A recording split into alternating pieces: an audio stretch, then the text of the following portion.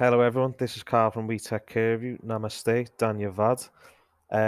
So for today's video, I'm going to show you how you pass a variable from PowerApps into Power Automate.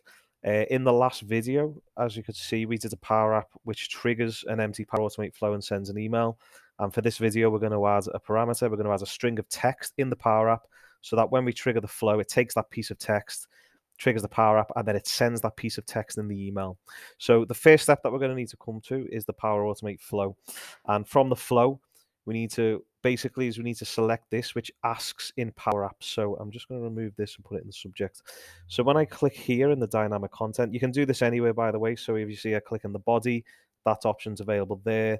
You know, if it was for another step, creating a variable, creating a file in SharePoint, OneDrive, this can always be available to ask in PowerApps. So for this example, I'm just going to do it in the subject of the email. And when I select ask in PowerApps, as you can see, it creates this variable here. So if I just hover over that, you can see it's trigger body and then it's got send an email. So basically that's just the name of the variable, which is automatically generated from where we're requesting it. So as you can see, I've put it in the subject. So it just automatically names that send an email subject. Now, if we go back to the Power App side of things, with this issue, because we've added this will break the connection to the Power App. I'm just going to save this. So I'm just going to save that.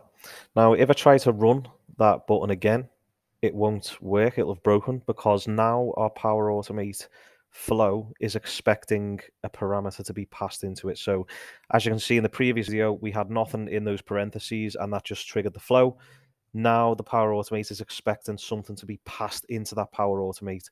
So as you can see, it's received nothing, but it expects one.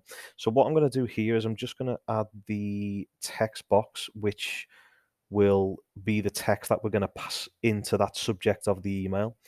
And I am just going to set the default text to be Kyle likes pizza. Now, as you can see, there's the text that we've entered. So again, depends on how you have your app set up. We can, if you've got a box or a value or something in your Power App which you want to pass into Power Automate, as you can see, I'm using this. So what I'm going to do is I'm going to go to that command. What I'm going to do is I'm going to go to that command, go to the on select, and I am just going to select action, Power Automate again, and then we're going to go back and re-add that Power Automate flow. So it seems to have gone off.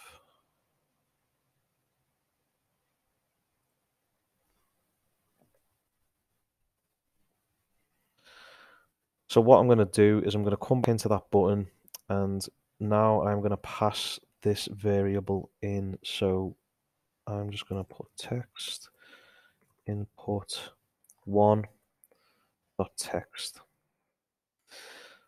Okay, so now you can see the errors have gone. So now when I highlight that, you can see this is going to take this text input.text, pass it into the Power Automate flow, send it in the email. So now we just test this. Let me just see what this error is. So it's invisible, so I'll just change that. I can just go. Okay, so now if I save it, now when I run this trigger flow, it should trigger the flow and then put Kyle likes pizza into the subject and sends it as an email. So I'm just going to run that now. Trigger the flow. Let me see if that triggered. Looks like it did. I should receive an email now. And there you can see, so there's the email received. Kyle likes pizza. So as you can see, we took that from the app and that's received from the Power Automate flow, send an email. I hope this video helps someone. Please add some comments if you need any help. And please like and subscribe to the channel and take care. Thank you.